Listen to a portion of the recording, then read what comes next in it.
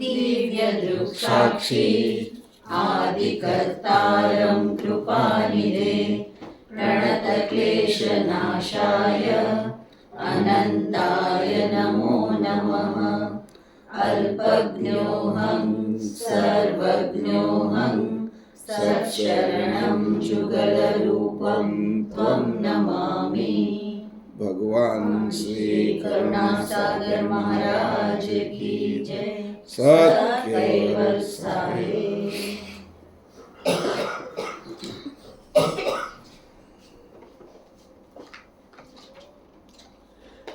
આજનો ક્લાસ 18/3 તારીખ 18 થઈ તારીખ 18/3/2025 ઉલટ ક્રિયાનો 58મો ક્લાસ મંગળવાર સાંજે 4:30 વાગે માના ઘરે કોપરસ્ટોન એરપોર્ટ પાસે સુરત।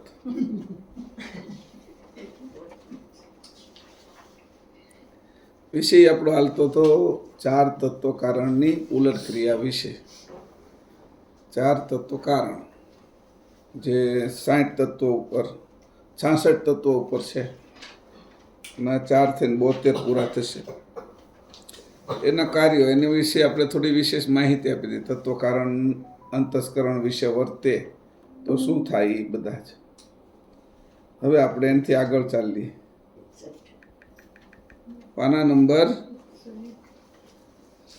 અત્યારે જઈએ છીએ પાના નંબર 158-59। શબ્દોચ્ચાર આ કઈ રીતે કરે છે આપણે એકવાર તો આવી ગયું છે પણ છતાં એકવાર વાંચી લઈએ। 100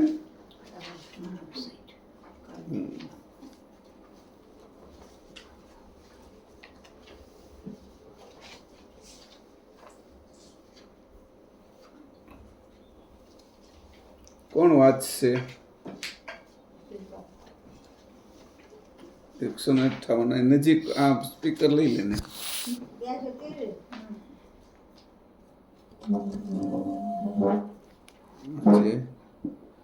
ત્યાંથી જ આખું વાંચવાનું છે। ત્યાંથી વાંચવાનું છે અહીંથી 158 પેજથી। હવે અવ્યાકૃતથી 4 તત્વ કારણ ઉત્પન્ન થયા છે। તેમાં પ્રથમ આનંદ તત્વ કારણ અને મહાતત્વ કારણ થયા છે। તે પૈકી આનંદ તત્વ કારણથી પ્રકૃતિ તત્વ થયું અને મહાતત્વ કારણથી ધનંજય તત્વ કારણ થયું। હવે મહાતત્વ કારણના 9 ભાગમાં એક ભાગ આનંદ તત્વ કારણના મેળવીને આ 10 ભાગ વિરાટને વિશે પોખ્યા હતા।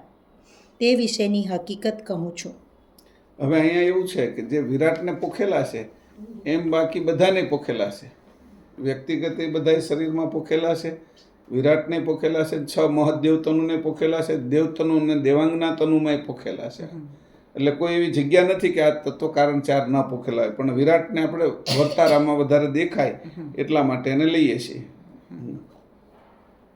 મહાતત્વ કારણના 9 ભાગનું વિરાટ પ્રમાણે વિરાટના વિશે મહાતત્વ કારણ થયું। આ વિરાટનું મહાતત્વ કારણ વિરાટના કયા સ્થાન ઉપર રહ્યું છે તે હકીકત સાંભળો। વિરાટનું 5મું આકાશ તત્વ જે શબ્દ આકૃતિ સંયુક્ત શૂન્ય તેના વિભાગને છોડીને જે અનાદિ ખગાકાર રહ્યું છે અને જે સદાકાળ છે અને છે જ, આ અનાદિ ખગાકાર શૂન્યના વિશે મહાતત્વ કારણના 9 ભાગ રહ્યા છે। આ મહાતત્વના 9 ભાગ અનાદિ ખગાકારના વિશે રહ્યા છે તે કેવી રીતે સમજાય એ વિશેની ક્રિયા હું કહું છું તે સાંભળો। વિરાટનું આકાશ તત્વ અને અનાદિ ખગાકાર જે પોલાણ અને બેની વચ્ચે રહીને અભ્ર, વિદ્યુત, ગર્જના અને પવનની આધ્ય લઈને આ બધાઓને પોતાના સ્વરૂપમાં મેળવીને અરૂપ કરી નાખે છે। એમાં એક ભાગ આશ્ચર્યકાળનો રહ્યો છે। તે સર્વ ઉપાધિના અરૂપ અંકુરોને ગ્રહણ કરી રાખે છે। ત્યારે વિરાટના વિશે આશ્ચર્ય જણાય છે। આ પ્રમાણે આશ્ચર્યકાળ આ અરૂપ અંકુરોને ગ્રહી ન રાખે તો મહાતત્વના વિશે આ અંકુરો લીન પામી જાય ખરા, પણ તરત ને તરત પાછા બહાર નીકળી આવે। એટલા માટે આશ્ચર્યકાળ ગ્રહણ કરી રાખે છે। એથી કરીને મહાતત્વની અંદર અને અંદર રહે છે તે વિશે દ્રષ્ટાંત આપું છું. જેમ કોઈ હલકી જણસને હાથ વડે પાણીમાં ડૂબાડીએ તો ડૂબે ખરી, પણ જ્યારે હાથમાંથી છોડી દઈએ તો પાછી તે જણસ પાણી ઉપર તરી આવે છે. આ પ્રમાણે હાથરૂપ આશ્ચર્યકાળનો વિભાગ મહાતત્વમાં રહેલો હોવાને લીધે સર્વ ઉપાધિને ગ્રહણ કરી રાખે છે. ત્યારે જ વિરાટની સઘળી ઉપાધિઓ અંદર રહી શકે છે. હવે એને વિશે એક ભાગ આનંદ તત્વકારણનો પોખ્યો હતો. તેણે કરીને વિદ્યુત, ગર્જના, અભ્ર વગેરે જે આ મહાતત્વમાં લીન પામ્યા હતા તેને પાછા સમયે સમયે અરૂપ છે છતાં રૂપ ધરાવીને ઉદય પમાડે છે. તે આનંદ તત્વકારણના વિભાગે ઉદય પમાડે છે. આ પ્રમાણે વિરાટના વિશે મહાતત્વકારણ અને આનંદ તત્વકારણના વિભાગ કહ્યા. હવે અહીં કીધું એની કે મહાતત્વ છે એ બધાને અંદર હાચવી રાખે છે, પણ એમાં આશ્ચર્યકાળ છે ને એ એને પકડી રાખે છે. અને પછી આનંદ તત્વ કારણ એને બહાર લાવે છે બધું, એટલે પ્રગટ દેખાય છે. રૂપ અને અરૂપ એ બેયને કામ કરવા માટે આ મહાતત્વ કારણ અને આનંદ તત્વ કારણ કાર્ય કરે છે. અત્યારે આપણે બધાની અંદર જે કંઈ શબ્દ વાણી પડેલી છે એ શબ્દ રૂપે પડી છે, અક્ષર રૂપે પડી છે, સ્વર રૂપે પડી છે. એને આશ્ચર્યકાળ ગ્રહણ કરીને રાખ્યું છે મહાતત્વની જેમ. પણ આનંદ તત્વ કોઈના માટે આપણે બોલીએ છીએ તો આનંદ થાય છે, આપણને આનંદ ઉપજે છે ત્યારે વાણી આપણી બહાર નીકળે છે. કંઈક બોલવું છે પછી ગાળ દેવી છે એમાંય તે મને આનંદ ઉપજે છે, બીજાને દઉં છે એમાં, સમજાણું? એવું નથી કે હું મને પેલું હું એને દઉં છું એમાં મને તો આનંદ જ ઉપજે છે. એટલે એમ કરીને વાણી તો કોઈકની ખરાબ કેવું છે તો મને સારું લાગે છે એટલે વાણી બહાર નીકળે છે. એટલે આનંદ તત્વ કારણ એ બહાર કાઢે છે. તો કે આનંદ તત્વ કારણ ક્રોધ કરીને બહાર કાઢે છે, પણ એ ક્રોધ કરવામાં એને તો આનંદ જ ઉપજે છે બીજા ઉપર ક્રોધ કરવામાં. એટલે એમ જુઓ તમે તો કે આનંદ તત્વ કારણ છે તો કે આનંદથી જ બહાર નીકળે એવું જરૂરી નથી. કીધું કે તમે કીધું વાણી બહાર કાઢીને કોઈને ગાળ દેવાઈ ગઈ, કોઈને કંઈક ખીજાવાઈ ગયું, કોઈને આડાવડા વેણ કહેવાય ગયા, તો એ બધું જે અંદરથી અક્ષરો નીકળ્યા એનું કારણ તો આનંદ તત્વ જ છે કે હું આને કરીને આમ કરીને હું પેલું કરી દઉં એમ. એટલે પોતાનો આનંદ જળવાઈ રહે એને નીચું દેખાડવા માટે. તો એ રીતે આનંદ તત્વ કારણ આપણા શરીરની અંદરથી અક્ષરો છે, શબ્દો છે અને વાક્યો એ બહાર કાઢે છે અને આપણો વ્યવહાર ચલાવે છે આનંદ તત્વ કારણ. એવી રીતે જે આપણા અંકુરો આપણી અંદર પડેલા છે એ તે મહાતત્વોએ ગ્રહી રાખ્યા છે અને એને આશ્ચર્યકાળે થોભી રાખ્યા છે. આનંદ તત્વ કારણના કારણે બહાર આવે છે અને એમાંથી અરૂપ જે આપણા સંતાનો હતા એ રૂપવાળા થઈ જાય છે. આ બે ભાગ આ રીતે છે. એવી રીતે મહદની અંદર આ બધું છે. મેં તમને જે પોલાણો કીધા હતા 5-6 આ આકાશના, તો એ આકાશના પોલાણોની અંદર આ સૂર્ય, ચંદ્ર, પૃથ્વી એ બધાને આ આકાશગંગા છે ને નેબ્યુલાની એને પોતાની અંદર મેળવેલા રાખે છે. એટલે એને આણ્વિક રીતે રાખે, અદૃશ્ય રાખે છે. પછી જે એની વચ્ચેનું આકાશ છે એમાં મહાતત્વ એને ગ્રહી રાખે ને આશ્ચર્યકાળ એને છે એ બહાર પકડી રાખે છે. પણ જ્યારે આનંદ તત્વ કારણ એમાં વર્તે છે ત્યારે રૂપ લેવા મળે છે. સૂર્ય, ચંદ્ર, પૃથ્વી, ગ્રહો, નક્ષત્રો એ બધા રૂપ લેવા મળે છે એના આકાશમાં. જેમાં આ આકાશની અંદર વાદળાઓ રૂપ લે છે, આ આકાશની અંદર મુખરૂપી આકાશની અંદર અક્ષરો અને વાણી આ રૂપ લે છે, સમજાણું? એવી રીતે જે શૂન્ય છે એની અંદર એના શૂન્ય પ્રમાણે આ ત્રણેય વસ્તુ ખાસ ધ્યાન રાખવાની છે. મહાતત્વ છે એને અદૃશ્ય કરે છે અને એને ત્યાં અદૃશ્યમાં પકડી રાખવાનું કામ આશ્ચર્યકાળ કરે છે અને પાછું છે એ આનંદ તત્વ કારણ એને પાછું દ્રશ્યમાન કરે છે. બધા વિશે આવી ગયું. મેં તમને કીધું અહીં એક જ દ્રષ્ટાંત આપ્યું છે નહીં, એટલે એના ઉપરથી આપણે ખબર કે વિરાટની અંદર શું કર્યું તો કે આભ્ર, ગર્જના, વિદ્યુત, પવન એની આદ્ય લઈને એને ગ્રહી રાખે છે અને સમય આવે પછી પાછો આશ્ચર્યકાળ કાઢે એટલે બધું વાદળા છવાઈ જાય. વિદ્યુત આપણે દેખાવા મળે, અવાજ પાણી પડવા મળે, આ બધું ત્યારે દેખાવા મળે છે. પણ કેના કારણે? આનંદ તત્વ કારણે. આનંદ ઉત્પન્ન થયો છે, આનંદ ઉત્પન્ન થવાનું કારણ છે. એવી રીતે જ્યારે આનંદ ઉત્પન્ન નેબ્યુલામાં થાય છે ઉપર જે આપણું આકાશગંગામાં, તો એની અંદર આનંદ ઉત્પન્ન થાય છે. એટલે અનેક જેમ ઈંડા મૂકે છે પેલી મરઘી, અદૃશ્ય હોય એની અંદર ઈંડા તો દેખાતા નથી, પણ જ્યારે એ પરિપક્વ થઈ જાય ને ઈંડા બહાર આવે છે ત્યારે આ નેબ્યુલા છે એ એનું ગર્ભ છે. જેમ મરઘીનો ગર્ભ રહ્યો છે ને એના ઈંડા છે, આપણા ગર્ભના મનુષ્ય છે, એવી રીતે આ જે મહત છે વિરાટ, એનો ગર્ભ વાદળા એ બધું છે, વાદળા, વિદ્યુત, વરસાદ એ બધું છે. એમ પૃથ્વી, સૂર્ય, ચંદ્ર એ બધું જે છે એ આકાશગંગા છે, નેબ્યુલા છે, એનો ગર્ભ છે. અને ગર્ભમાં પરિપક્વ થયા પછી આ બધા એમાંથી બહાર આવવા મળે છે અને એના સ્થાનની અંદર એ વર્તનમાં રહે છે, એના પરિવારમાં. આપણું સૂર્યમંડળ એ આપણો પરિવાર છે, તો બાજુનું સૂર્યમંડળ છે એ બીજો પરિવાર છે. એમ કરતાં પરિવાર મોટું થઈ જાય, પછી ગામ થઈ જાય, ગામ પછી તાલુકો થઈ જાય. એવો આપણે છે એ જુદી જુદી. આપણે જે આકાશગંગાની અંદર રહીએ છીએ, આ મિલ્કી વે, તો બાજુનું જે છે એ એન્ડ્રોમેડા છે, એની બાજુમાં બીજી આકાશગંગા હોય. તો આકાશગંગા એટલે ઘણા દેશો એમ સમજી લો. તો એવી રીતે બધું આમાં તોડી કોણે રાખ્યું છે? તો કે આવા સમર્થ તત્વો બનાવ્યા પરમગુરુએ. આ વાત સમજવા જેવી છે. પરમગુરુના તત્વો જુઓ, એની નાનેથી માંડી અને અવડા મોટા સુધીમાં 3 તત્વો એવા મૂકી દીધા. આમ તો એની 4-5 તત્વો મૂક્યા એવા કે આ 5 તત્વો છે એ અદ્રશ્ય કરી નાખે ને દ્રશ્ય કરી નાખે છે બધાની અંદર.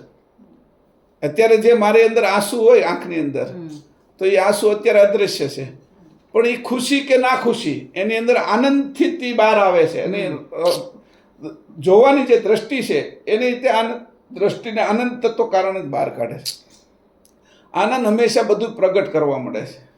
આનંદ આવે છે ત્યારે બધું પ્રગટ કરવાનું. બહુ ખુશી થઈ ગઈ ને તો આપણે ઘણાને ઘણું દઈ દઈએ કે લઈ જાઓ, આ લઈ જાઓ, આ લઈ જાઓ.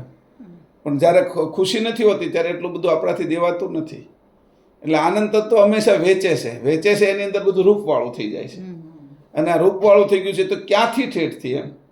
એટલે જ્યારે અરૂપ હોય ત્યારે જે પ્રકૃતિની અંદર બ્રહ્મા, વિષ્ણુ અને શંકર હમાયેલા હોય, અને એ પ્રકૃતિ એટલે આદ્ય શક્તિમાં. આદ્ય શક્તિ એટલે પ્રકાશ, ઉર્જા. એમાં હવે ત્યાં આગળ તો એ પ્રવાહિત છે, એટલે કેવા છે? તરંગ રૂપે. ત્યાં કિરણ રૂપે છે. એના પાર્ટિકલ નથી બન્યા, કણ નથી બન્યા, બરાબર? તો એને ત્યાં હંગરી રાખે છે એ મહાતત્વ કારણ એમાં રાખે છે. અને આશ્ચર્યકાળ છે એ આ ત્રણેયને, બ્રહ્મા, વિષ્ણુ, શંકર, પ્રોટોન, ઇલેક્ટ્રોન, ન્યુટ્રોનને હંગરી રાખે છે. એની અંદર જે વેવ્સની અંદર રાખે છે, પાર્ટિકલ નથી બનવા દેતો. પણ જેવો આનંદ તત્વ એનો વર્તા એટલે પાર્ટિકલ તૈયાર થઈ જાય, ન્યુટ્રોન, પ્રોટોન અને ઇલેક્ટ્રોન. અને એને તરત જ તે નિરંજનનું આકર્ષણ મળે એટલે એ ભેગા થઈ જાય, એ આજુબાજુ ફરવા મળે એટલે એ તરત જ પરમાણુ થઈ જાય અને પરમાણુના અણુ થઈ જાય. અણુના છે એ બધા ઝાઝા અણુઓ ભેગા થાય એટલે રૂપ ધરવા મળે, આપણા કોષો બનવા મળે, કોષોના અંગો બનવા મળે, અંગોમાંથી શરીર બની જાય બધાના, પૃથ્વી, સૂર્ય. તો કે અહીંયા એ રીતે કીધું કે આટલા મહત્વના તત્વો બનાવનાર અને એને સમજવા, પાછા સમજાવવા, એ કેટલું મહત્વનું છે. એ કે આ પહેલાં તો આની નીચે જ આવ્યા ને, 3 ગણ પ્રકૃતિની નીચે જ આવ્યા, 3 ગુણ, 3 ગુણ પ્રકૃતિની નીચે આવ્યા, 3 ગણ ધનંજયની નીચે આવ્યા. એ બધા નીચે આવ્યા એટલે પ્રગટ થવા માંડ્યા. અને આદ્ય શક્તિ ઉપર છે. આ હોશિયાર કેટલા છે? આ જે છે 4 મહાતત્વ કારણ એટલા હોશિયાર છે કે અદ્રશ્યમાંથી દ્રશ્ય, દ્રશ્યમાંથી અદ્રશ્ય કરી નાખે છે. પણ આ ખાલી તત્વોની નામ જ ખબર છે, એનું કામ આવડું મોટું છે એ ક્યાંથી ખબર પડે? કોઈ નરેન્દ્ર મોદી નામ જ સાંભળ્યું છે તો નામ સાંભળવાથી તો કાંઈ ખબર નહીં પડે. આપણે અત્યાર સુધી હું સમજતા હતા કે 72 તત્વો છે નિરંજનથી નીચેના બધા. તો 72 તત્વોનું કાર્ય શું છે કે ભાઈ નરેન્દ્ર મોદી એક સહી કરે તો શું થાય, એનું પરિણામ શું આવે? આની એક સહીના કારણે આ નરેન્દ્ર મોદી નથી, આવા અનંત બ્રહ્માંડો ઉત્પન્ન કરી નાખે છે. જ્યારે અવિગતની અંદર હોય છે, અવિગત આકાશમાં, તો અવિગત આકાશની અંદર આ બધા એને અદૃશ્ય રૂપે રાખે છે મહાતત્વ કારણ. મહાતત્વ કારણ એને અદૃશ્ય રૂપે રાખે છે. એ મોટું છે અને એને ત્યાં અંદર પકડી રાખે છે. એ આશ્ચર્યકાળ છે. અને જ્યારે એને આનંદ ઉપજે છે ત્યારે બધા બ્રહ્માંડો ઉત્પન્ન થવા મળે છે, અનંત બ્રહ્માંડો. આ બ્રહ્માંડોની ઉત્પત્તિ કીધી, આકાશગંગાની ઉત્પત્તિ કીધી, સૂર્યચંદ્રની ઉત્પત્તિ કીધી, વાદળા, વીજળી અને વરસાદની ઉત્પત્તિ કીધી, આપણી ઉત્પત્તિ કીધી, આપણામાંથી આપણા વાણી ઉત્પન્ન થાય છે એની ઉત્પત્તિ કીધી. તો આ બધી ઉત્પત્તિની અંદર જે ઉત્પત્તિ છે ને લય છે એની અંદર આ કાળની હારે આ કામ કરે છે. તો તરત ને તરત બહાર આવી જાય, તો તરત દેખાઈ જાય. આશ્ચર્યકાળ એવો છે કાંઈ હાવ લઈ થઈ જાય તો બહાર જ ન આવી શકે, સમજણ? હા, એ હાવ દબાવી દે તો ક્યારેય બહાર જ ન નીકળી શકે. આશ્ચર્યકાળ એવો રાખ્યો છે કે જરૂર પડે ત્યારે મૂકે અને આનંદ તત્વ એને ખેંચે. એ પિન રાખી કાગળ ઉડી ન જાય ને એટલે આપણે પંખો રાખ્યો હોય અને પેલું એનું વજન મૂકીએ ને શું કે પેપર વેઇટ અથવા પિન મૂકી દીધી છે, તો એ પિન એવી મૂકી દીધી છે કે ઉડે નહીં. સમજાણું? તો પિન કેટલી સરસ રીતની વ્યવસ્થા છે. ખાલી આટલો જ વિચાર કરી કે પરમ ગુરુ કેવું બનાવ્યું, આ સમજાવ્યું છે નહીં. બનાવ્યું તો સમજાય, પણ આપને સમજાવે છે કે કેવી રીતે મેં બનાવ્યું છે, આમાં કઈ વસ્તુ મારી અજાણી છે, કે હું આમાં ખોટું શું કહું છું, કે આ તમને ન દેખાય કે તમારી બુદ્ધિ અકાવો તો તમારી બુદ્ધિ અકાવો તો આનાથી મોટો ચમત્કાર મને શું દેખાડો, આનાથી મોટો અનુભવ શું દેખાડો. ઘણા એમ કે અમને કોઈ અનુભવ નથી થતો, ધ્યાનમાં બેસીએ છીએ, અમે આ આસનો કરીએ છીએ, અમે ભગવાનની એટલી ભક્તિ કરીએ છીએ, તો આટલો મોટો અનુભવ અહીંયા પરમગુરુ દેખાડે છે કે આટલો મોટો અનુભવ તું પ્રગટ છો એનું કારણ દેખાડ્યું. તને અદ્રશ્ય તું હતો પિતાજીની અંદર, તો તને છે આશ્ચર્યકાળે પકડી રાખ્યો હતો, મહાતત્વ કારણે અંદર દબાવી રાખ્યો હતો અને પકડી રાખ્યો છે અંદર, અને આનંદ તત્વે તને બહાર કાઢ્યો. જો તો ખરા આનાથી મોટો ચમત્કાર શું હોય. કોઈ એમ કહેતો હોય કે મને ચમત્કાર બતાવ્યો, ઓલા કીધું કે ભાઈ ઉઠતા થા, મારું આ કામ થઈ ગયું. તારું કામ, તને આ રૂપ આપ્યું છે, તને મનુષ્ય શરીર આપ્યું છે, આનાથી મોટું કામ કોઈ કરી દીધું? કોઈ આનાથી મોટું કોઈ કામ કરી શકે? તને આંખ આપી છે, કાન આપ્યા છે, આનાથી મોટું કરીએ કે તને ઓલો કાંઈક પૈસા અપાવી દે, કેસ જીતાડી દીધો, કોઈ માંદા આવતા હાજા કરી દીધા, પણ તને આખું શરીર આપ્યું, એની સાથે એટલું બધું બુદ્ધિ ને બધું આપ્યું. તો એને કીધું આ રીતે કોને વિચાર આવે? વાસ્તવમાં અંશે જેને થવું હોય ને એ જ આ વાતને પકડીએ કે આવા તત્વો મોટા છે, એ તત્વોમાં મારે રમવાનું નથી.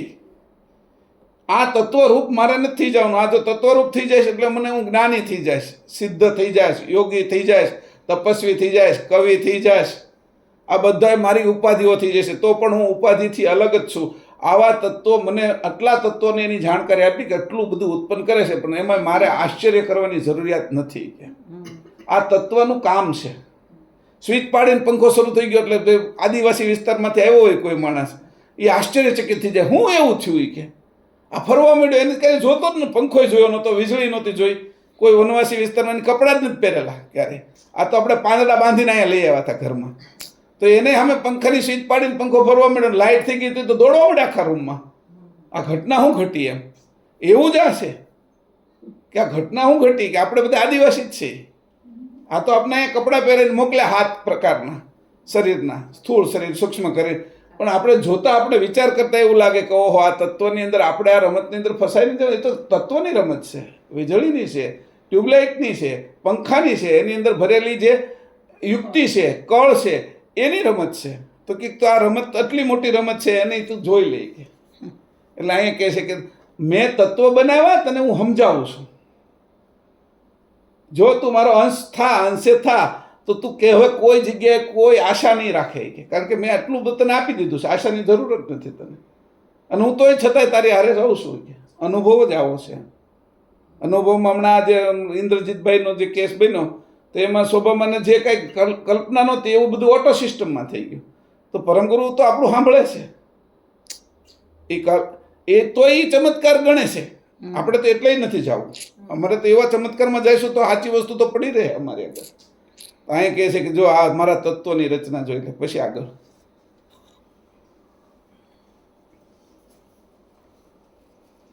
હવે ધનંજય મહાતત્વ કારણના 9 ભાગમાં એક ભાગ પ્રકૃતિ તત્વ કારણનો મેળવીને 10 ભાગ વિરાટ તનુને પોખ્યા હતા.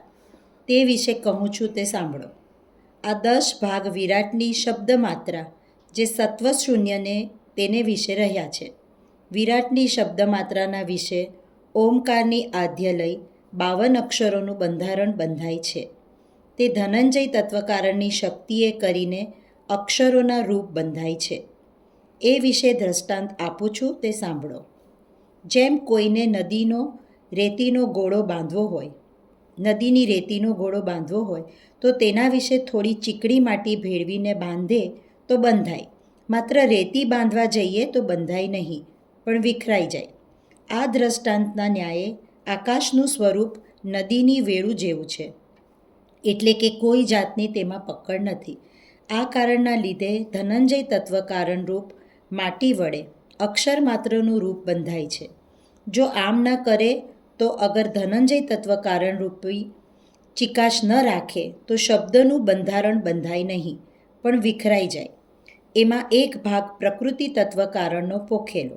એથી કરી અક્ષરના વિશે સ્વર રહ્યા છે.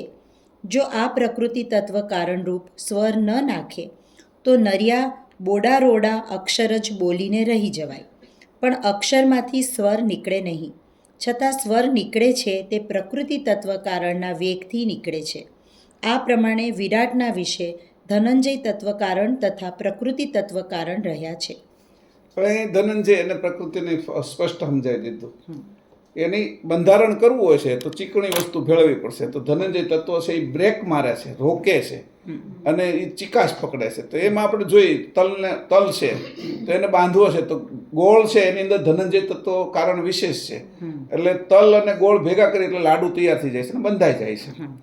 એવી રીતે આપણે બીજી કોઈ વસ્તુ છે એવી કે જેને આપણે બાંધવી છે તો બંધારણ માટે દોરો વાપરીએ આપણે અને કાગળને હોલ પાડીને એમાં બાંધી લઈએ. તો એ ધનંજય તત્વ નકરી બંધાતા નથી ક્રમમાં. આજે આપણે બુક બાઇન્ડિંગ કરીએ છીએ આ બુકનું, તો બુકને બાંધી છીએ, બાઇન્ડિંગ કરીએ છીએ, એમાં ધનંજય તત્વ કારણ છે. આ કવરની સાથે આપણે ફોન બાંધીએ છીએ તો એ ધનંજય તત્વ કારણ છે. આ ચશ્માની અંદર છે એ આપણે સ્ક્રૂ નાખીને એને દાંડીથી ચશ્માને બાંધીએ છીએ તો એ ધનંજય તત્વ કારણ છે. કારણ કે એકની સાથે બીજાને જોડવાનું કામ અને બ્રેક મારવાનું કામ, અટકાવવાનું કામ. કારણ કે એની હારે અટકાવે છે, નકર આનાથી જુદું થઈ જાય. આને હારે અટકાવવાનું. એટલે એવી રીતે જે વસ્તુ છે એ આપને બધામાં જ દેખાય છે ધનંજય તત્વ કારણ અટકાવવા માટે. નાનું એવું કામ કરતા હોય તો આપને દેખાઈ જાય કે હવે ધનંજય તત્વ કારણ એ કામ કરી રહ્યું છે અને એ અટકાવી રહ્યું છે. કોઈ પણ વસ્તુ છે એને પકડ કરી રહ્યું છે. આપણે હાંસી લઈએ તો એની અંદર જે એનો બોલ આવે છે, મિજાગરો આવે છે, તો એ રીતે તો બાણું છે તો એની અંદર મિજાગરાઓ છે. તો જે જગ્યાએ આપણે જોઈએ છીએ તો ધનંજય તત્વ કારણ એને જોડે છે અને જોડે છે ને પાછું એને ત્યાં જ અટકાવી રાખે છે. બાણું દૂર નથી જવા દેતું એનાથી. જે આપણો બારહાક છે એનાથી દૂર નથી જવા દેતું અને હાંસીને અટકાવીને ત્યાં જ રાખે છે કે બેયને જોઈન્ટ રાખે છે એટલે તપેલી ખેંચવા પકડવામાં અનુકૂળ રહે, એટલે દૂર નથી જવા દેતું. એટલે એની હદમાં જ રાખે છે. એટલે ધનંજય તત્વ કારણ એવી રીતે કામ કરે છે જે રીતે પ્રકૃતિ તત્વ કારણ બધાને ચંચળ કરે છે, ગતિમાં લાવે છે. અને એમાં પાછો સ્વર છે એ ઉત્પન્ન થાય છે. પ્રકૃતિની અંદર એવી તમે સ્વરને વ્યવસ્થિત મઢીને બોલો તો વાણી મીઠી લાગે છે. અને જ્યારે બોડા બોલો એને કે જો પ્રકૃતિ તત્વ કારણ ન હોય તો તમે સમજમાંય નહીં આવે અને એ પ્રિય પણ નહીં લાગે. આ જે પ્રકૃતિની અંદર પ્રિયતાવાળું છે. એટલે મેં પહેલાં કહેતો હતો કક્કા જ મર ગયો થઈ કે એમાં કાનો માત્ર કાંઈ ન આવે, કક્કા જ મર ગયો થાય એમ. એટલે ઓલાને કીધું એટલે પેલા એમ સમજ્યા કાકા જ મરી ગયા છે અને હકીકતમાં કાકા અજમેર ગયા હતા. બરાબર. હવે એ જો આની અરે જો સ્વર ન જોડાય તો સ્પષ્ટ અર્થ એની ખબર પડે નહીં. એટલે કક્કા જ મર ગયા હતા, કાકા આજે મરી ગયા છે. કક્કા જ મર ગયા હતા, કાકા અજમેર ગયા છે. તો એની બે વસ્તુની અંદર આપણે ખબર પડી જાય કે આ બોડા અક્ષરો શું કરીએ કે તો કે આવા બોડા અક્ષરો પ્રિય નથી લાગતા અને અર્થ છે એ બરાબર સ્પષ્ટ થતો નથી. જે કહેવાનું છે એના બદલે વિપરીત અર્થ પણ થઈ જાય એમાં. એટલે બધા કાણે આવવા મળે. આપણે ઓલી સારી વાત કરવા જતા હોય અજમેર ગયા છે કે કાણ શરૂ થઈ જાય. એટલે આવી રીતે આ વસ્તુની અંદર કીધું કે જો આને જોઈ લો તમે. હવે આપણે આનાથી આગળ હાલી 301 પાના નંબર 301 ઉપર જાય. પંચમ પાના નંબર 301. અહીંયા તમને સમજાઈ ગયું ને સ્પષ્ટીકરણ.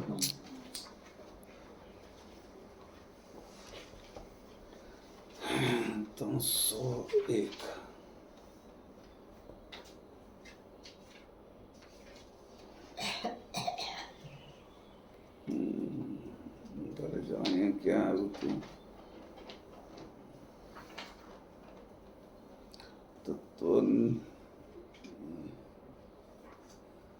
પ્રકરણ 7 301 પાનું લખ્યું છે. પ્રકરણ 7 લખ્યું છે. બરાબર. 307. હા 307 હશે, 301 નહીં હોય. બરાબર. ખટ વૃત્તિ અને 84 તત્વની સાધારણ પ્રવૃત્તિ. હવે એની અંદર છે એ આગળ જોઈ લઈએ.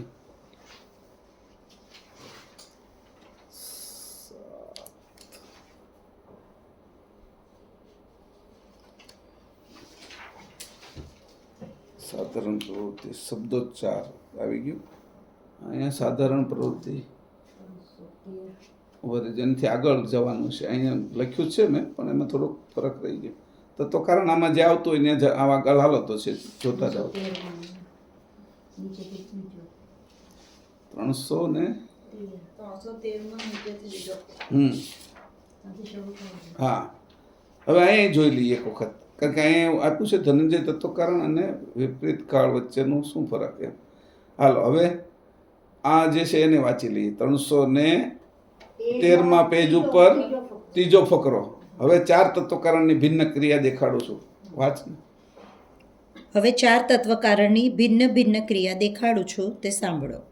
આનંદ તત્વકારણ તે જે નાનાવિધ વિષયાદિ વૈભવ પ્રાપ્ત થાય તે ભુક્તમાન કરતા ઇન્દ્રિયો તથા અંતઃકરણના વિશે જે આનંદ ઉપજે છે તે આનંદ તત્વકરણ જાણવું. મહાતત્વ કારણ તે દેહ અંતઃકરણના વિશે જે મહત્તાપણું રહ્યું છે તે જાણવું. પ્રકૃતિ તત્વ કારણ તે ઇન્દ્રિયો, અંતઃકરણ, ગુણ, ગણ, પદાર્થ તથા સકલ તત્વને કર્મને વિશે ચંચળ કરે છે તે જાણવું. ધનંજય તત્વ કારણ તે કર્મ કરીને તેના ફળ ભુક્તમાન કરતા જે આનંદ તથા સુખની પ્રાપ્તિ ઉપજે છે તે વિષયાદિ આનંદને મંદ પાડી દે છે તે ધનંજય તત્વકારણના લીધે છે એમ જાણવું. આ પ્રકારે ચતુર તત્વકારણની ક્રિયા જાણવી.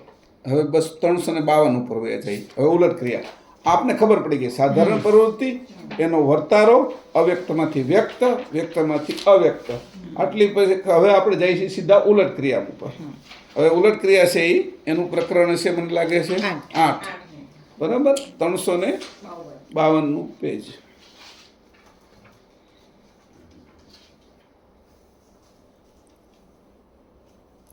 હવે અહીંયા ખાસ આપણે ધ્યાન રાખવાનું, આ ઉલટ ક્રિયા છે એને જ આપણે વધારે મહત્વ આપવાનું છે.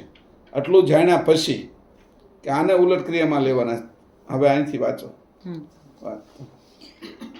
હવે ગુણ ગણ આખું ચતુર તત્વકારણની ઉલટ ક્રિયા ઉપપ્રકરણ 8. હવે ગુણ ગણના માથે ચતુર તત્વકારણ શ્રેષ્ઠ રહેલા છે. તે એક આનંદ તત્વકારણ, બીજું મહાતત્વકારણ, ત્રીજું પ્રકૃતિ તત્વકારણ અને ચોથું ધનંજય તત્વકારણ. આ 4 તત્વકારણથી પરમાર્થની પ્રાપ્તિ થાય એવી ઉલટ ક્રિયા કહું છું તે સાંભળો. હવે વિષય પ્રવૃત્તિ કરતાં જે આનંદ મોહ મદ વડે કરીને ઉપજે છે તે આનંદ દ્વંદ્વ ઉપાધિનો જાણીને તેનો ત્યાગ કરવો અને પરમ ઉલ્લાસથી પરમાર્થ સાધન સાધવાની ક્રિયારૂપ ભજનના વિશે આંતરહૃદયની પ્રીતિ સદાય રાખજો. જે આનંદે કરીને નિજ સ્વરૂપ અને સકર્તાની પ્રતીતિ આહલાદ રૂપે પ્રાપ્ત થશે. આ વિધિ પ્રમાણે આનંદ તત્વનું વર્તમાન ચાલે ત્યારે દેહના સર્વ તત્વ ભાગ ઉલ્લાસ પામીને પાવન કૃતાર્થ થાય છે. બસ હવે અહીં કીધું આનંદ તત્વને કીધું ઉલટ ક્રિયા, કીધું આનંદ તત્વ કારણની ઉલટ ક્રિયા, બરાબર. હવે એને કીધું કે કેમાં વર્તાવાના છે ચારેયને? પરમાર્થની પ્રાપ્તિ માટે.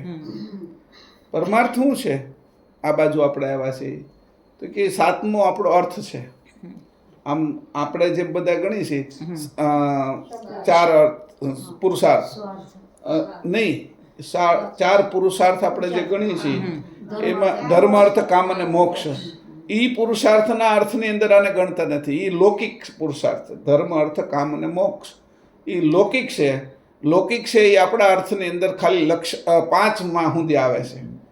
સ્વાર્થથી લઈ શબ્દાર્થ, ભાવાર્થ, રહસ્યાર્થ, ગૂઢાર્થ ત્યાં સુધી છે એ બધું લૌકિકમાં આવે છે. એના પછી આપણે જઈએ છીએ આ છે એ શરીરના હિસાબે આવેલી છે. આપણે ઓલા 4 પુરુષાર્થ જગતના કાર્ય માટે છે અને આ પુરુષાર્થ છે એ આપણે પોતે પ્રાપ્ત કરવાનો છે શરીરોના આધારે. એટલે સ્થૂળ, સૂક્ષ્મ, કારણ, મહાકારણ, પરમ કારણ એ દેહના આધારે આ પુરુષાર્થો છે. અને અર્થ એ રીતે આપણે સમજાય છે ત્યારે, અને એ અર્થ સમજીએ છીએ ત્યારે આપણે ખબર છે ભૂમિકાઓ બદલાય છે આપણી. આ અર્થની સાથે આપણી ભૂમિકાઓ બદલાય છે. તો જે પહેલો અર્થ સ્વાર્થ હતો ત્યારે છે એ હતી જે પહેલી ભૂમિકા શુભેચ્છા ભૂમિકા હતી. તો બીજો જ્યારે થયો શબ્દાર્થ તો સુવિચારણા થઈ ગઈ. પછી જ્યારે શબ્દાર્થ થયો ત્યારે તનુમાનસા થઈ ગઈ. પછી રહસ્યાર્થ થયો ત્યારે સત્વાપતિ.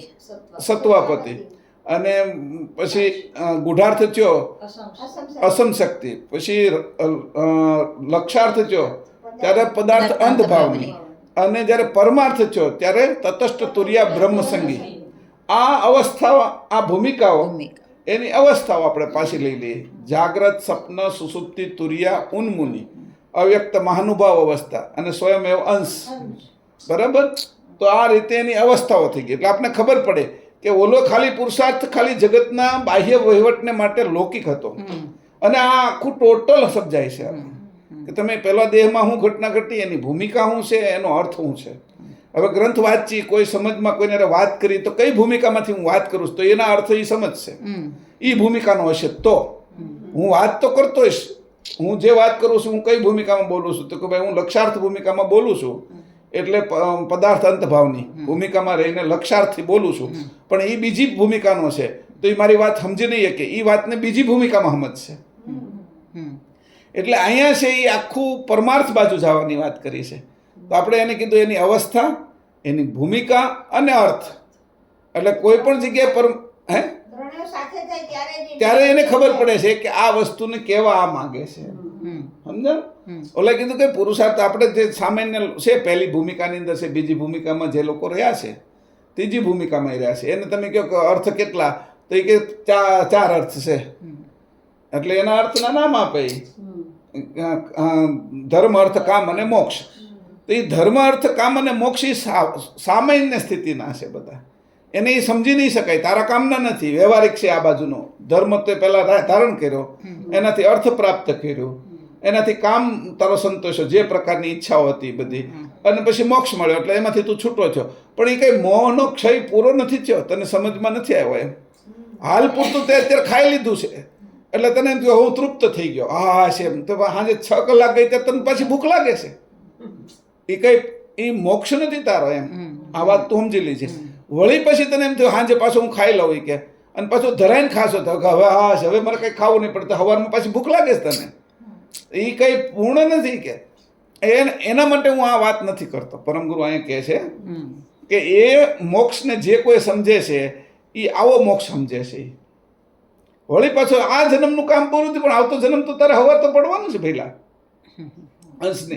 તો કે એની માટે હું તને નથી કહેતો કે અત્યારે હું તને જે કહું છું એ પરમાર્થ માટે કહું છું, કે આ તત્વ કારણથી પરમાર્થની પ્રાપ્તિ થાય એવી ઉલટ ક્રિયા કહું છું, તે સાંભળો. કે મારે તને આ બીજામાં એક કે 6માં અર્થમાં જ નથી લઈ જાવ હોય. કે ઉલટ ક્રિયામાં તો 7મો જ અર્થ મારામાં બધામાં આવશે. કે ઉલટ ક્રિયા એટલે છેલ્લું જ પદ હું આપીશ તને, કે ભારતનું છેલ્લામાં છેલ્લું પદ હું, તો કે રાષ્ટ્રપતિ. એ જ પદની વાત કરવી છે મારે. તો કે તારું છેલ્લા પરમાર્થ કોને ગણીશ? તો છેલ્લું પદ હું કોણ છું અને મારા કરતા કોણ છે, અને એનું મિલન કરવું, એનું નામ પરમાર્થ. આ વાત સમજવી. અને એ કેવો છે કે સંપૂર્ણ ચેતન છે. નીચેના બધા અર્થો કેવા છે કે ધારો કે એની અંદર 90% ચેતનતા છે અને 10% જડતા છે. પછીની જે ઉપરથી ત્રીજી જે સ્થિતિ છે, ધારો કે એને શું કીધું આપણે, લક્ષાર્થ, પછી રસ, ગુઢાર્થ. તો ગુઢાર્થમાં શું છે તો કે 80% ચેતનતા છે અને 20% જડતા છે. તો પછી તમે એનીથી નીચે આવો રહસ્યાર્થમાં, એમાં 70% છે એ ચેતનતા છે અને 30% જડતા છે. વળી પાછા એનાથી નીચે આવ્યા તમે શબ્દાર્થમાં, તો 40% જડતા, 60% ચેતનતા છે અને 40% જડતા છે. હવે તમે છે એ ભાવાર્થમાં આવી ગયા, પછી શબ્દાર્થમાં તો 50-50% થઈ ગયા. એવું નથી કહેતો કે 100% ચૈતન્યતા છે, 100% શેર મારા છે, કંપની જ મારી છે. એ શેર મારા, એમાં 1% મેં, 1/2% કે 5% મેં કોઈને આપ્યા નથી. આ ટોટલ કંપની મારી છે. એનું નામ જ તે એમ કીધું કે પરમાર્થ છે. મારી વૃત્તિ આંખને મેં નથી આપી, હવે મારી વૃત્તિ કાનને નથી આપી, મારી વૃત્તિ જીભને નથી આપી, મારી વૃત્તિ 10 ઇન્દ્રિયોમાંથી મેં ખેંચી લીધી છે. જ્યાં ચેતન 100% છે એ જ સ્થિતિ હું આવી ગયો છું. તો મેં બધેથી મારા શેર પાછા ખરીદી દીધા, મારી કંપનીમાં મેં રોકાણ કર્યું. આ બધી બાહ્ય કંપનીઓ છે, એની અંદર મારો કોઈ ભાગ નથી, છતાંય હું આમાં છું. અને એ માટે આવ્યો છું કે હું મારા કર્તાને પ્રાપ્ત કરી શકું અને મારા સ્વરૂપને પ્રાપ્ત કરું. મારું સ્વરૂપ એટલે 100% ચેતન અને મને જે મારું સ્વરૂપ પ્રાપ્ત જેના દ્વારા થાય છે એ 100% ચેતન પરમગુરુ. અને જેને મારે મળવાનું છે, જ્યારે જેની સાથે મારો પતિવ્રતા ધર્મ રાખવાનો છે, મારે એકતા રાખવાની છે, એ 100% કૈવલ કરતા ચેતન. અને બાકીનું બધું મિશ્રિત છે, અને બાકીની બધી તત્વની રમત છે.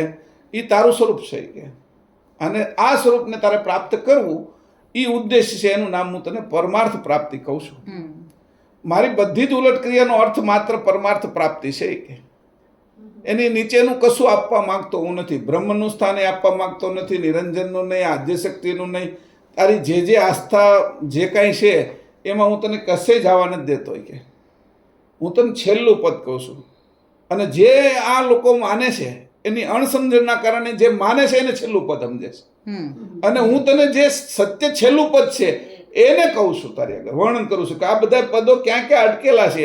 એટલે તને જણાઈ જશે છેલ્લું પદ આને જ કહેવાય એમ. આનાથી મોટું પદ કોઈ હોઈ ન શકે એમ. એટલે હું તને ચેતન પદ આપું છું. અને એ 100% હિરણ્ય ગર્ભય નહીં, અકર્તા ભાવ વાળું નહીં. હું તને એને મારો બાહ્ય વૃત્તિ નથી, અંતર્વૃત્તિ જે છે 100% અંશ, એ વૃત્તિનો પોતાની સજાતિના અંશને મારે એક કરવો છે, એની સાથે મારે એકતા કરવી છે. તો એ હું તને અત્યારે આપું છું. એ તું સાંભળ. હવે વિષય પ્રવૃત્તિ એટલે આ બહુ અઘરો વિષય છે, એને સમજવાનું છે. તો કે આ બાજુ હવે તું આવી ગયો છે તો વહીવટ તો આ બાજુ તારે કરવાનો છે ને. એટલે કીધું હવે વિષય પ્રવૃત્તિ કરતા જે આનંદ મોહ મદ વડે કરીને ઉપજે છે. મદ એટલે અહંકારે વડે કરીને, બરાબર. આનંદ અને મોહ કેના વડે ઉપજે છે? અહંકારે કરીને. મદ એટલે અહંકાર. અહીં લખી નાખજો એટલે ધ્યાનમાં રહે.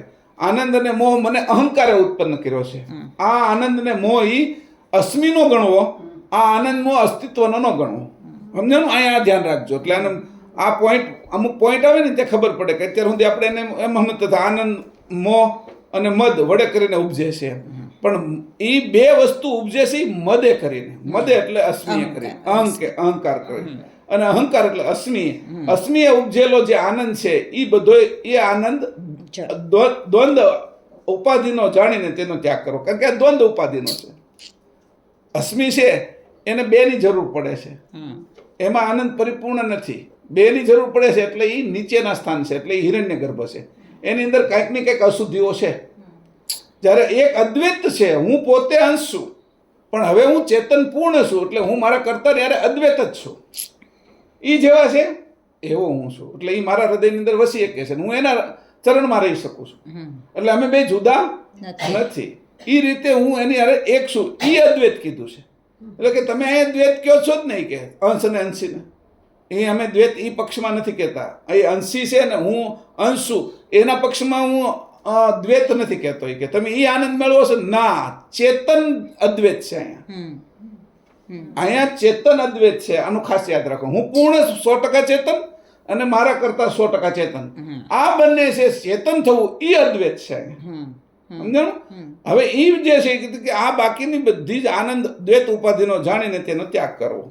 હવે જે મદે કરીને અસ્મિય કરીને જે આનંદ ઉત્પન્ન થયો છે આનંદ તત્વ કારણના કારણે એનો તરત ત્યાગ કરો. પરમ ઉલ્લાસથી પરમાર્થ સાધન સાધવાની ક્રિયારૂપ ભજનને વિશે અંતર હૃદયની પ્રીતિ સદાય રાખજો. હવે અહીં ક્યાં કીધું? અંતર હૃદય કોનું કીધું?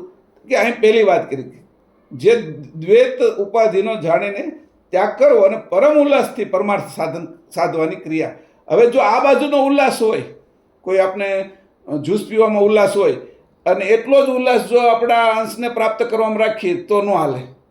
એનાથી વિશેષ રાખી, એનાથી ઉપર રાખીએ તો ઓલું છૂટે. હે ને? એટલે જે દ્વૈત ઉપાધિ છોડવા માટે આ જે કીધું કે જે આનંદ આ બાજુનો ઉપાધિનો આનંદ છે એ અસ્મિને લાગેલો છે, એ અસ્મિને છોડાવવા માટે તારે આનંદ ઉપરનો હજી પ્રાપ્ત કરવો પડે. એટલે વધારે આનંદ જોઈએ. કોનો? કે મને જે હું આ ફરવા ગયો ને એનો આનંદ આવે ને, એ જો આનંદ હું રોકાય એની કરતાં 10 ગણો 100 ગણો આનંદ મને મારા સ્વરૂપને પ્રાપ્ત કરવામાં અને પરમગુરુના ચરણમાં જવામાં એ આવે તો સમજવાનું કે એ હવે આનંદ છે એ પરમાર્થ સાધનનો આનંદ છે. સમજાણું? ઓલો હતો એ આનંદ છે તો મને વધારે આનંદ જોઈએ છે. એટલે કે ઉલ્લાસથી પરમાર્થ સાધવાની પ્રક્રિયારૂપ ભજનને વિશે અંતર હૃદયની પ્રીતિ સદાય રાખજો. હવે અહીંયા ઉલ્લાસ કેનો કીધો?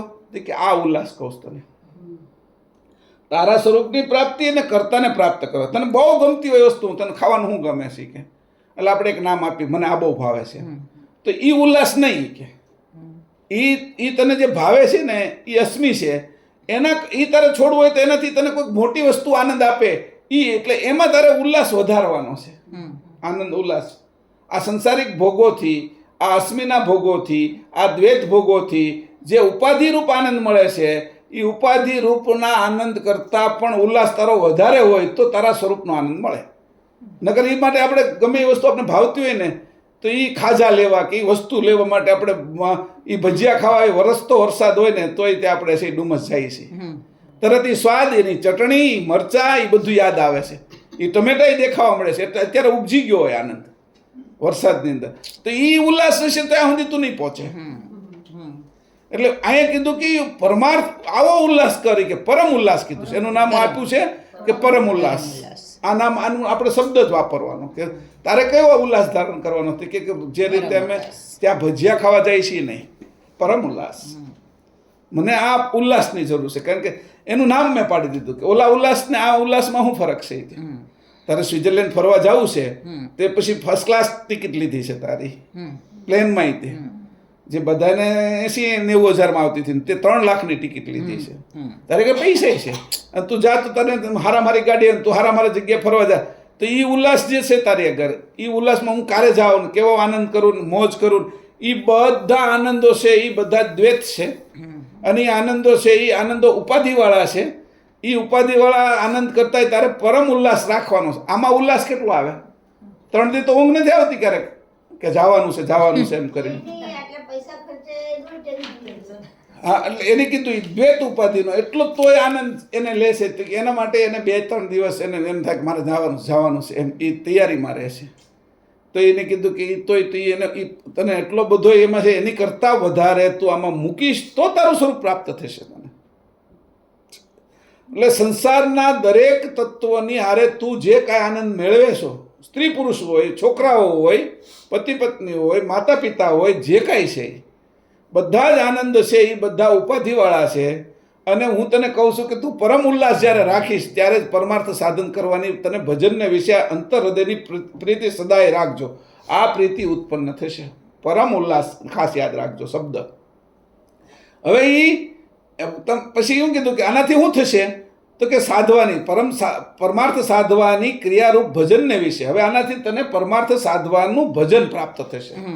તો કે એ ભજન એટલે ઓલા અમે ભજન ઢોલકા વગાડીને કરીએ છીએ, પછી મંજીરા વગાડીને કરીએ છીએ, અહીંયા છે ઓલી પુષ્પાંજલિ વાંચીને કરીએ છીએ, અથવા કોઈ બીજી બુક છે આપણે કઈ ઓલે ગાંધીજીની વાંચીએ છીએ એમાં ભજનાવલી છે, આશ્રમ ભજનાવલી છે, કે ગંગા સતી પાનબાઈના ભજન છે, મીરાના ભજન છે, કે નરસિંહ મહેતા, એની વાત નથી કરતો કે એ બધા તત્વના જ ભજનો કરે છે કે.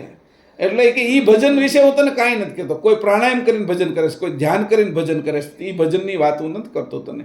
અંતર હૃદયની પ્રીતિ સદાય રાખજો. અંતર હૃદયથી જે ભજન થતું હોય એ ભજનની વાત કરું છું. અને અંતર હૃદય તારા ઘાટનું નહીં, અંશનું અંતર હૃદય કીધું છે. અંતર હૃદય ઘાટનું નહીં. જો હું કહું અંતર હૃદય કેવી રીતે હોય, બે અંશનું અંતર હૃદય હોય તો અંતર હૃદય અંશનું ન હોય તો આ આપણું હૃદય અત્યારે હાલે નહીં.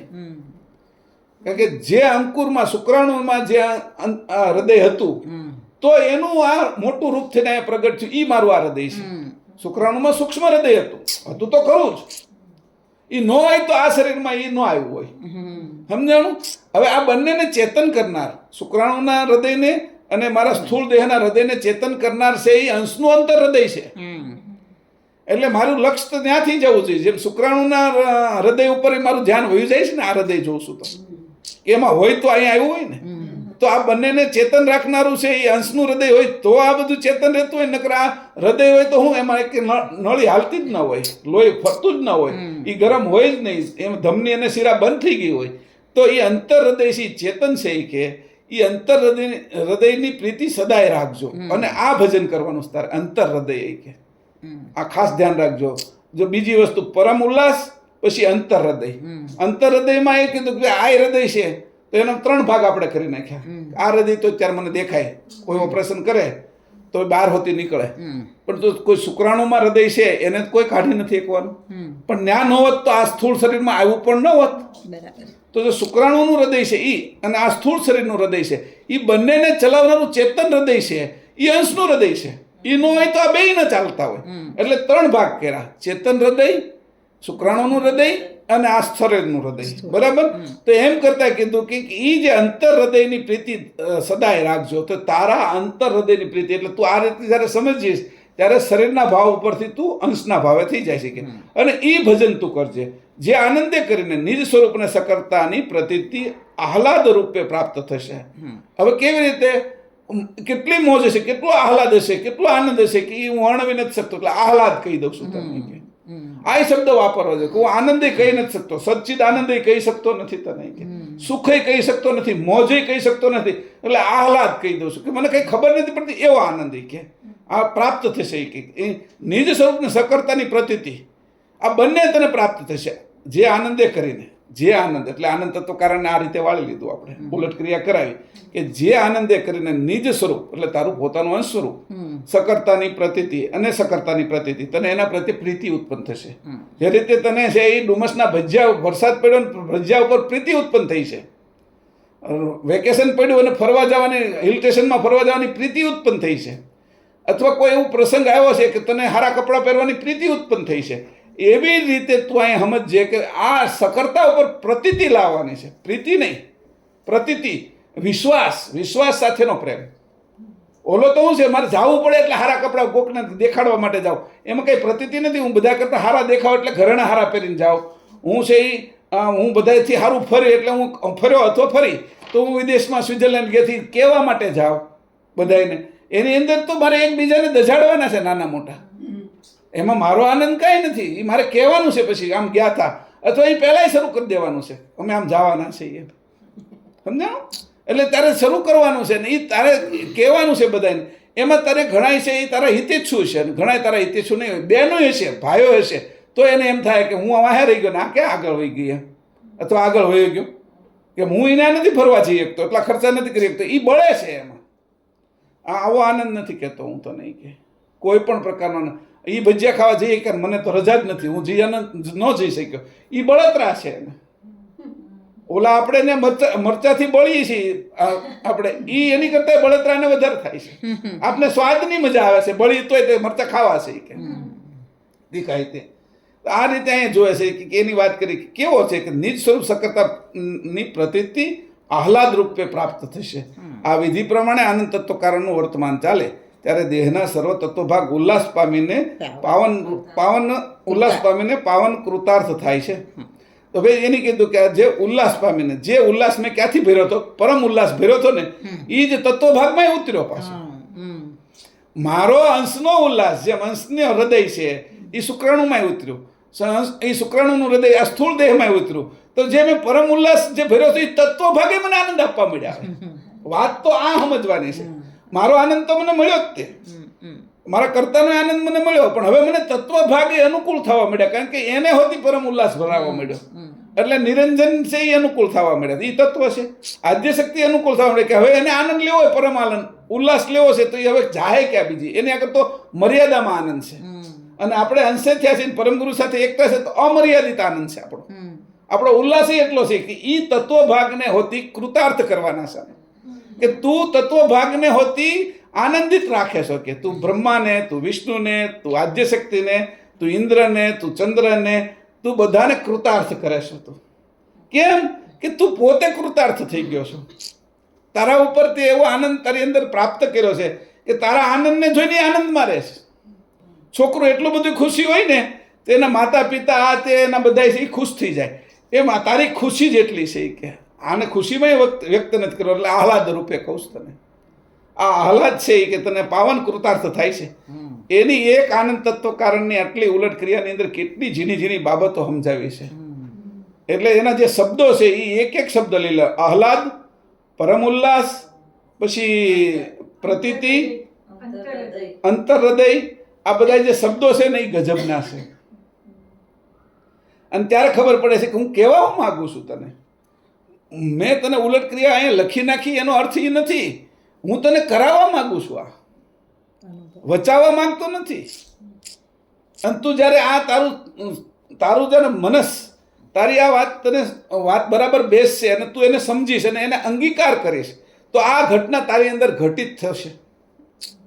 ખાલી કલ્પિત નથી કે તું ભજીયું મોઢામાં મૂકે છે તને સ્વાદ આવે છે અને ચટણીનો સ્વાદ આવે છે કે એ ત્યાં તો તને થોડે સુધી જ સ્વાદ છે, પછી તો મળ જ થઈ જવાનો છે. આમાં મળ જ નથી થતો. એ તત્વનું છે એટલે એનો તત્વનું પછી વિરુદ્ધ ભાવ હોય છે, પણ તારા સ્વરૂપમાં વિરુદ્ધ ભાવ નથી હોતો. હું તને જે આપવા માગું છું એ અખંડ આપવા માગું છું અને એ બધું જ છે એ ખંડિત, સખંડ અને પાખંડ છે.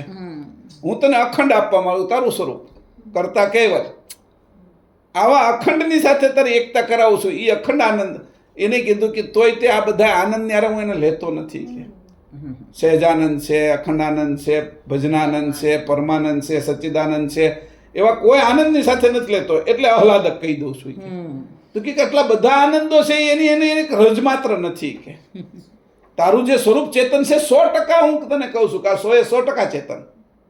ઓલા બધાની અંદર જે શેર છે જડતાના તત્વ જેમાં આવ્યા છે, કૃતના જે તત્વ છે એમાં એ જડતાના તત્વો છે. તો તું આ તત્વની સાથે રહે તો તત્વ તારા માટે કામ કરતા થઈ જાય કે અને એ તત્વ પણ આહલાદક રીતે કામ કરશે કે એની અંદર આ પરમ ઉલ્લાસ જશે કે તત્વો હોતી આ કરશે કે મારા માટે કે હા એને એ તત્વ ભાગ ઉલ્લાસ પામીને પાવન કૃતાર્થ થશે. તારા કારણે તત્વ કૃતાર્થ થશે. તું આ રીતે લાગીશ તો નિરંજન તારી ઉપર ખુશ થશે કે હા મને આની આનંદ આપ્યો. નિરંજન જે બધાનું કામ કરે છે પણ એને કોણ મજા આપવાનું છે?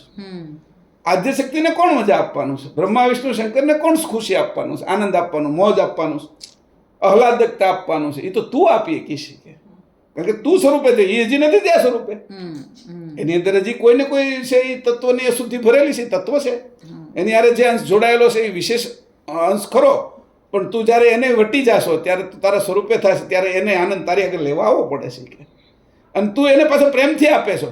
તારે ત્યાં વેપાર નથી કરતો. તારી અંદર એટલો બધો છલકાઈ જાય છે તો ન છૂટકે તારે આપવાનો છે અને એ છલકાઈ ગયેલો આનંદ છે એમાંથી બધા લે છે ત્યારે એ બધા કૃતાર્થ થઈ જાય છે. આપણે નાખી દેવાનું છે એ બધું. આ ડોળું પાણી છે, આપણે ઉલટી કરીએ છીએ, આપણે પેશાબ કરીએ છીએ, એ બધું નાખી દેવાનું છે. એ ઓલો લઈ જાય છે અને એ એનું ચોખ્ખું કરીને પાછું અનેક ગણું આપે છે ને આપણે. તો એ કે તે આ બધા તત્વની અંદર રહેલો જે અશુદ્ધ ભાવ છે એને પણ તે શુદ્ધ કરી નાખ્યો તારે અડવાથી. જેમ પારસ છે એ સોના લોઢાને અડે છે ને એ સોનું કરી નાખે છે, પણ તે તો તત્વ ભાગને તે કેવા કરી નાખ્યા એ કે તો કે તે આ તત્વ ભાગને પણ એ કે સર્વ તત્વ ભાગને ઉલ્લાસ પામીને પાવન કૃતાર્થ કર્યા છે કે પાવન કરી નાખ્યા કે પવિત્ર કરી નાખ્યા કે તારા કારણે એના પણ કર્મ કપાઈ જાય. તું ક્યાં આવ્યો તો કે જે તું છે એ હવે તું ટિકિટ જ એની લઈ લેશો. હવે એને ટિકિટ લેવા નથી. તે એ રીતે કર્યું છે કે એને હવે કંઈ કરવું નથી પડતું. એના કર્મ હોતી તું કાપીએ કે એ સ્થિતિમાં આવી જાય કે આ અંશની સ્થિતિ છે. અને હવે 2, 5, 10 નીકળી જાય ને તો આખા બ્રહ્માંડની અંદર સુધારો થઈ જાય. ખાલી બીજું કોઈ વધારેની જરૂર નથી.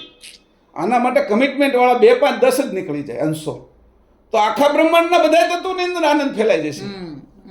એના માટે આપણું લક્ષ્ય હશે. મારો તો આનંદ આવી જ ગયો, હું તો ત્યાં પગી જ ગયો ઉલટ ક્રિયા, પણ મારા કારણે આખા બ્રહ્માંડની અંદર ફરક પડી જવાનો હોય તો એ હું કામ ન કરું? આમાં ભોગ દેવાનો નથી, આમાં તો આનંદ કરવાનો છે. આનંદમાં આટલો આનંદ થઈ જશે એમ. ઓલા તો કહે છે કે હું માથું આપી દઉં આ બધાનું હિત થતું હોય તો. ઘણા તો સૈનિકો કે દેશ માટે લડી લેવું છે, મરી જવું છે, શહીદ થઈ જવું છે, મારે કુરબાન થઈ જવું છે ધર્મ માટે, એવા ઘણા છે. પણ આમાં તો એ કુરબાન બરોબર થવાનું નથી કે આમાં તો સ્વરૂપે થવાનું છે. આ સમજણનો વિષય છે આખો. એટલે આવી રીતે આના લીધો અહીંયા. હવે આગળ વાંચીએ.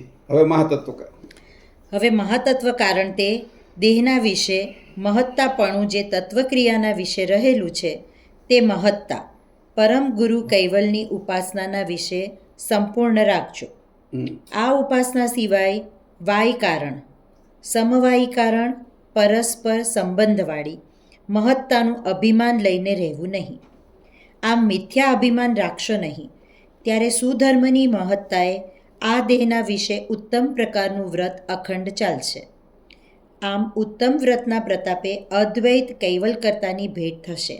હવે અહીં કહી દીધું છે, એને કીધું મહાતત્વને પછી લઈ લીધું, આનંદ પછી. આનંદે તો એટલું કામ કરી નાખ્યું. હવે મહાતત્વ કારણ તે દેહને વિશે મહત્તાપણું જે તત્વક્રિયાને વિશે રહેલું છે તે મહત્તા. અત્યારે આપણું મહાતત્વ મહત્તા ક્યાં રહી છે? તો કે મારા અહંકારમાં અસ્મિમાં રહી છે. આપણે અત્યારે મહત્તા બધી અસ્મિને આપણે આપી દીધી છે, અને સાથે અસ્મિ છે એનાથી 6 અસ્મિ પુષ્ટ થયા છે. અને આ અસ્મિ છે એ તત્વને મહત્વનું જે તત્વની ક્રિયા વિશે રહેલું છે, એ તત્વને ક્રિયા કરાવે છે. એ મહત્તા છે એ તારે પરમ ગુરુ કૈવલ્યની ઉપાસના વિશે સંપૂર્ણ રાખજો, ત્યાંથી ફેરવી નાખજે. આ સોફો અહીંયા હતો મૂકેલો હતો કે હવે અહીંયા હાલવામાં તકલીફ પડશે ને બેહવામાં, એને ફેરવી નાખજે. એટલે આપણે એને પાછળ લઈ લીધો, એટલો પાછળ લઈ લીધો, એટલે આ જગ્યા ખાલી થઈ ગઈ. અહીંયા એને કીધું કે આ જ રીતે ખાલી સોફો ફેરવો છે એટલું જ કરજે કે આમાં કઈ બધું કઈ બહુ કરવાની જરૂરિયાત નથી. કે જે મહત્તા છે, જે મહત્તા તારી એ જે અસ્મિ ઉપર છે એના બદલે અસ્તિત્વ ઉપર લઈ આવ, અને એ મહત્તાથી તું પરમ ગુરુની ઉપાસના કર. એ વિશે સંપૂર્ણ રાખજે કે હવે સંપૂર્ણ રાખવા માટે તારે બીજું કશું જ નથી કરવાનું, ત્યારે એ ધ્યાન જ દેવાનું છે. ખાલી ધ્યાન કરવાનું નથી, રાખવાનું છે. તો તું આટલું ધ્યાન રાખીશ એટલે કે તારી મહત્તા છે એ બીજાને જાય નહીં. એટલે એને કીધું કે આ મહત્તા બીજાને આપવાની જ નથી. એટલે એવું થાય ને કે આનંદ તત્વ કારણના હિસાબે જે આનંદની પેલી થઈ હોય અલગ થયેલ હોય એમાં જ રાખો, એને મહત્તામાં નહીં જવા દેવાનું. એમાં નહીં એને કીધું કે ત્યાં એવું કીધું કે એ તત્વ ક્રિયામાં નહીં જવા દેવાનું. જે તને આનંદ થયો છે એ તો સ્વાભાવિક એમાં વયો જ જવાનો છે, તત્વમાં આહલાદક થઈ જવાના તારા આનંદ. પણ હવે તારો આનંદ છે ને એ ઘટતો નથી. આ બધા લઈ જાય ને તોય તે ઓલી સંપત્તિ, કારણ કે તને શું થયું, હવે ખાણ મળી ગઈ છે. પેલો તો તારે છે એ થોડું કાઢવું પડતું હતું કે અમુક જગ્યાએથી તિજોરીમાંથી, તને હવે ખાણ હીરાની મળી ગઈ છે. એટલે ત્યાં કાંઈ ઘટવાનું કોઈ કારણ નથી. કે એમ પરમ ગુરુની સાથે લાગી ગયો છે, તારી તત્વને ઉલ્લાસ આપી દીધો છે, પણ છતાંય તત્વને ઉલ્લાસ આપવામાં તારું ધ્યાન તો છે એ પરમ ગુરુના મહત્તા તો તારે પરમ ગુરુને રાખવાની છે. પછી તને તત્વો બધા રમાડવા મળ્યા, તારી પ્રશંસા કરવા મળ્યા, તને તાળી પાડવા મળ્યા, તને ઊંચા આસને બેહારી દેવા મળ્યા, એટલે તારે અસ્મિ બાજુ નહીં જવાનું. એ મહત્તાને તારે નહીં લેવાની. કે એ મહત્તા તને આપશે આ, કારણ કે તત્વો તારા કારણે મજામાં આવ્યા છે, આનંદમાં આવ્યા. જેને આપણે કોઈને મદદ નાની મોટી કરી હોય ને તો એ આપણો અહેસાન તો રાખે જ. કે તો એ અહેસાનના કારણે ધીરે ધીરે એ અહેસાનનું ધીરે ધીરે રૂપાંતર અહમમાં થઈ જાય, અને એ અહમ છે એ પછી એ આપણો મહત્તા પરમ ગુરુને દેવાને બદલે એ નિરંજન આપણું પૂજા કરવા માંડ્યો હોય, પછી શંકરને બ્રહ્માને એ બધા આપણને માન આપવા માંડ્યા હોય, એટલે તરત આપણે ત્યાં ફસાઈ જાય. એટલે કે તેની સામે પણ જોવાનું નહીં, નકર એ આખો પ્રવાસ તારો તૂટી જશે, અને આ બધાને આનંદ નહીં આવે પછી. એટલે તારી મહત્તા પરમ ગુરુની ઉપાસના વિશે સંપૂર્ણ રાખજે. કે એટલે ફેરવી નાખજે, અહીંથી ફેરવી જ તેની, સમજણું? હવે આ મહત્તા હું તો એને આગળથી જોડાઈ ગયો. એટલે હવે જે નદી છે એનું ધ્યાન છે એ સમુદ્ર બાજુ નથી રાખતી. મને જે પાણી શુદ્ધ આપે છે એ પહાડ બાજુ એની નજર છે હવે, અને એ પહાડની છે એ સઘનઘન બાજુ નજર છે. એટલે હવે સઘનઘનમાં પાણી ખૂટવાનું નથી. હજારો વર્ષથી છે ગંગા યમુના બધી જે હિમાલયમાંથી નીકળતી નદીઓ વહે છે, તો એ પાણી તો એને તો એનું નજર એ જો દરિયા બાજુ રાખશે, દરિયાને પુષ્ટ કરે છે, અને દરિયો એનાથી આનંદિત છે. દરિયાની અંદર જે પાણી આવે છે, આ જે આનો જે વેગ આવે છે નદીઓનો, અને એ શુદ્ધ વેગ આવે છે, અને એ નદીની એટલી આરત છે કે હું મારા દરિયાને કારે મળું. એ જે વેગ છે, જે એની ભાવના છે, એ બધી નદીઓની ભેગી થઈને જે સમુદ્રમાં કે સમુદ્રમાં ખારું પાણી છે, એ ઉપર ચડીએ કે એવું નથી, પણ નદીનો જે વેગ ગયો છે, એની જે ભાવના ગઈ છે કે મારા પતિ મને ક્યારે મળે, એ ભાવના સમુદ્રની અંદર ગઈ. એટલે સમુદ્રમાં એકઠી થયેલી ભાવના મારો પતિ મને ક્યારે મળે, એટલે સઘનઘન બાજુ જાય છે. પાણી વરાળ એટલે થાય છે. એનું કારણ નદીની જે ભાવના છે એ સમુદ્રએ પકડી છે, બાકી સમુદ્રની અંદર એ હતું નહીં. એ તો ખારા પાણી નો હતો, મીઠું પાણી ગયું, એ ભાવના વાળું ગયું છે. ખાલી પાણી નથી જતું, મારે મારા પતિને પ્રાપ્ત કરવો છે એમ. એ પતિ બાજુ એની નજર ગઈ છે, પણ એ એમ કહે છે કે આ પતિ સાચા નથી, કે મારો પતિ તો ન્યા છે હિમાલય. એટલે ત્યાં અહીંયા નજર એમ કહે છે કે તું આ મહત્તા છે ને એ પછી આ સમુદ્રને નહીં આપતી. કે સમજાણું? ભલે તું દોડીને જા, તારું જાવું એની બાજુ પડશે, તત્વ તારાથી રાજી થશે, પણ મહત્તા તો હિમાલયને જ આપજે. ઉપર જે ડુંગરાઓ થયા છે, જે પહાડોનો ઉપર જે બરફના, અને એ ડુંગરાઓ પાછા એની ઉપર એ વાદળા થાય છે, અને એ વાદળામાંથી સ્નો ઝરા કરે છે, એના જે આ શિલાઓ થઈ જાય છે પથ્થર બરફની, એ બરફની શિલાઓ પીગળે છે, 12 મહિના કે પાણી આપે છે અને ચોખ્ખું. એ સમુદ્ર નથી આપતો, પણ છતાંય તારી જે ગતિ છે તત્વ બાજુથી થઈ છે એટલે તું જવાનો છે, પણ તારી વૃત્તિ ન્યા નહીં રાખતો. કે તારી વૃત્તિ ક્યાં રાખી છે કે એટલે અહીંયા કીધું મહાતત્વમાં આ વાત સમજવા જેવી છે. મહત્તા પરમ ગુરુ કૈવલ્યની ઉપાસના વિશે સંપૂર્ણ રાખજો. મહત્તા તો મારે ત્યાં જ રાખવાની છે, હિમાલય બાજુ જ. મને એ પોષણ કરે છે શુદ્ધ જળનું, મને એ આરત લગાડે છે, જા ગતિ કર, મને એ ગતિ આપે છે, મને એ આરત લગાડે છે, મને એ પ્રીતિ કરાવે છે, અને એ પ્રીતિ હું એની આગળ નહીં, હું એની આગળ જ રાખીશ. હકીકતમાં મારો પતિ જ છે, પણ હું આ બાજુ મને ગતિ કરાવે છે એટલે ગતિ જાય છે. કેમ જાય છે? તો કે મારા પતિએ જે આપેલું છે એ સમુદ્ર દ્વારા હું એને પાછું આપીશ. એને માધ્યમ બનાવે છે. પરમ ગુરુ જેમ માધ્યમ છે કેવલને પ્રાપ્ત કરવાના, તો મારા પતિ બાજુ જાય છે એટલે પરમ ગુરુ બાજુ સમુદ્ર સાગર, કરુણા સાગર, એની બાજુ જાઉં છું.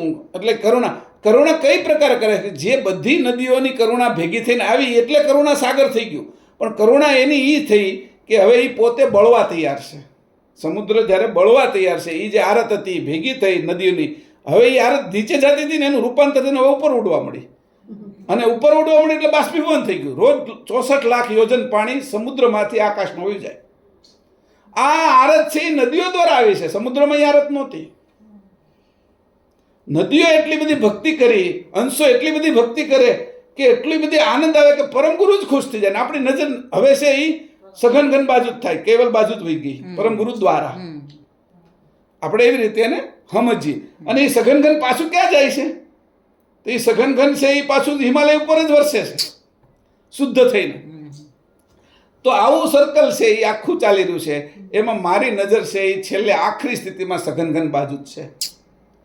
હું સ્થૂળમાં જોઉં છું પહાડ, એ પણ રદ થઈ જાય છે. સ્થૂળમાં જોઉં છું સમુદ્ર, એ પણ રદ થઈ જાય છે. મારા હાચા ચેતન સ્વરૂપ, જે મૂળ સ્વરૂપ છે, જે શુદ્ધ છે, જે પાણીનું ટોટલ શુદ્ધ સ્વરૂપ, જે સઘનઘનમાં છે, એની અંદર એક કણ પણ વિરુદ્ધ નથી.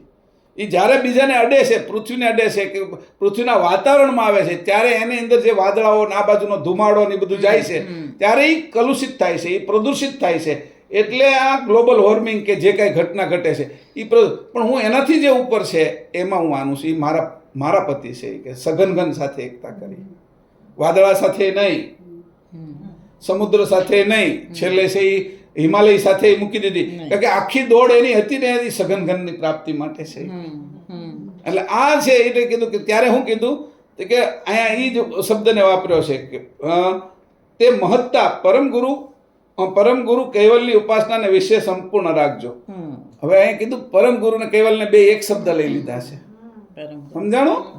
આમાં પરમ ગુરુ ને કૈવલ એવું જુદું નહીં લીધું, એક શબ્દ લઈ લીધો કે હવે હું આને બેને જુદા નથી પાડતો, જે પરમ ગુરુ છે એ જ કૈવલ છે. એટલે તારે સઘનઘનની સાથે જ એકતા સિદ્ધિ થઈ જશે. જે તાર છે ને કરોળિયાનો એ જ ઝાડું છે કે એ બે એક જ છે. ઝાડા જે પોતાની અંદરથી લાળ કાઢીને ઝાડું બનાવ્યું, એ જ લાળથી પાછો તાર બનાવ્યો છે ને, એ બધું એક જ છે કે એમ અહીં બેને કહી દીધું કે જોઈ લે કે પરમ ગુરુને કૈવલની ઉપાસના વિશે રાખજો. આ ઉપાસના સિવાય વાયકરણ, સમવાયી, પરસ્પર સંબંધવાળી મહત્તાનું અભિમાન લઈને રહેવું નહીં. હવે આમ મિથ્યા અભિમાન રાખશો નહીં, ત્યારે સુધર્મની મહત્તાએ આ દેહને વિશે ઉત્તમ પ્રકારનું વ્રત અખંડ ચાલશે. આમ ઉત્તમ વ્રતના પ્રતાપે અદ્વૈત કૈવલ કરતાની ભેટ થશે. તારું સ્વરૂપ અદ્વૈત, આજે અહીંયા પાણી જે વહે છે એ પાણી સઘનઘનને અરે અદ્વૈત રહેશે. એનેથી હવે સઘનઘનમાં દેખાતું નથી એવા રૂપે રહેશે. તું પણ આવો જ છો અંશ, તું પણ નથી દેખાતો એવા રૂપે કૈવલની સાથે રહેશો. અને અહીંયા રહેશો ત્યારે તારી એકતા આવી રીતે થઈ ગઈ છે કે તો તારે આ એકતાને તારે છોડવી ન જોઈએ. આ મહત્તાના કારણે તારે મહત્તત્વ કારણના કારણે કે આટલું મક્કમ રાખવાનું છે. અને આ મહત્તા તારે છે પરમ ગુરુ કૈવલની અંદર જ રાખવાની છે. બીજી કોઈ જગ્યાએ મહત્તા નથી રાખવાનું. જગતમાં આખામાં ફેલાવાનું. સંસાર છે આપણો, ઘર હારે રીતે આપણો સંબંધ છે, ગાડી હારે સંબંધ છે, આપણો ભાઈ હારે સંબંધ છે, બેન હારે સંબંધ છે, પતિ હારે સંબંધ છે, પત્ની હારે સંબંધ છે, દેહ હારે સંબંધ છે, સ્થૂળ દેહ હારે છે, સૂક્ષ્મ દેહ હારે, સપનાના દેહ હારે છે.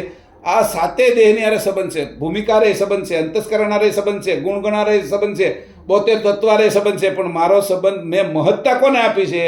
તો કે મહત્તા પરમ ગુરુ કૈવલની ઉપાસનામાં જ છે મારી. આ મહત્તા જ છે એ મહત્તત્વને મક્કમ કરે છે કે આ મહત્તત્વ છે એ અભિમાન ધારણ કરે છે, અભિમાન એ ધારણ કરે છે, એ અભિમાન આ બાજુનું નહીં જાણતો કે એ અસ્તિત્વ માટેનું છે, એ અભિમાન અસ્મિ માટેનું નથી.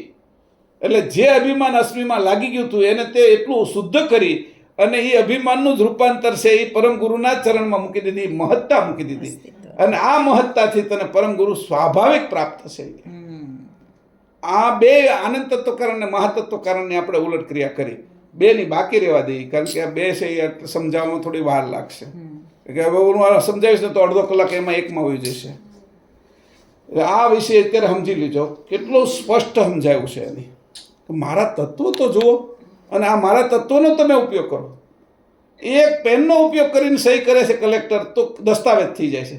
એક ચશ્માનો ઉપયોગ કરીને હીરા જોઈએ છે તો હીરાનો વિવેક થઈ જાય છે આની કિંમત શું છે એમ. કારણ કે મને ચશ્મા આવ્યો હોય તો એ રીતે મારા સાધનનો પણ એટલો સરસ ઉપયોગ કરવાનો પરમગુરુ કહે છે કે મારા સાધનો મેં કેવા બનાવ્યા છે કે આ સાધનોનો પણ તારા સ્વરૂપની અને મને પ્રાપ્ત કરવામાં જ વાપરવાના છે તારે. આ જ મહત્તા, આના સિવાય બીજે કોઈ મહત્તા તારે રાખવાની નથી. અને બીજે કે આનંદ જવા જ નથી દેવાનો. આનંદ તારો એકમાં જ આવી જશે. બીજા બધામાં છાંટા ઉઠશે ને એમાંથી બધા ખુશ થઈ જશે. છાંટા ઉઠશે ને આનંદના તારા, આની કીધું ને જે કે આગળ કીધું ને આહલાદકતાના, તારા આહલાદકતાના છાંટા ઉઠશે ને એની અંદરથી જ આ બધા તત્વ છે એ ખુશ થઈ જવાના છે. અને છાંટા સ્વાભાવિક ઉડવાના છે. ડોલ મૂકો ઉપર તમે નળ કરો તો એ છાંટા તો ઉડવાના જ છે, પરપોટાઈ થવાના જ છે. એમ તું ભરાઈ જશે કે અને તું મારાથી ભરાઈશ, ચેતનથી. 100% ચેતન એ આપણું સ્વરૂપ.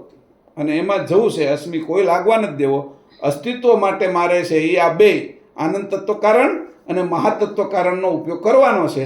અને એની ઉલટ ક્રિયા મારે સાચી કરવાની છે. આજના દિવસે આ ઉલટ ક્રિયાને બરાબર સમજીને હવે મારે બીજે ક્યાંય મન નથી જવા દેવાનું.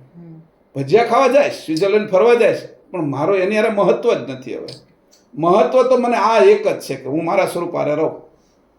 આ મહત્વને સમજી મહત્તાને ધારણ કરીને અહીંથી ઊભા થજો. શ્રીમદ કરુણા સાગર ભગવાન કી જય. શ્રીમદ કરુણા સાગર મહારાજ કી જય. સત કેવલ સાહેબ.